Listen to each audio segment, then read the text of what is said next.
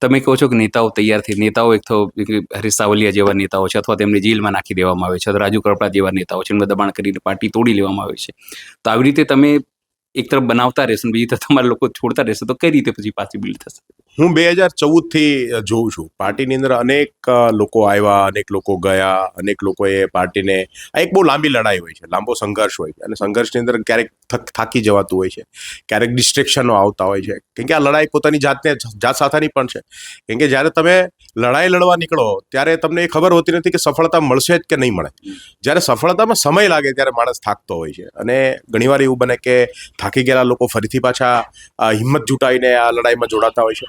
પણ હું એક વાત ચોક્કસ માનું છું કે ગુજરાતમાં આમ આદમી પાર્ટી એ કોઈ વ્યક્તિને નેતા બનાવવા માટેની કે કોઈ વ્યક્તિને મુખ્યમંત્રી બનાવવા માટેની લડાઈ નથી. આ લડાઈ માત્ર ને માત્ર સ્થાપિત હિતો, જે ગુજરાત ઉપર વર્ષોથી ગુજરાતના લોકોનું શોષણ કરે છે, એ સ્થાપિત હિતોને ઉખાડી ફેંકવાની લડાઈ છે.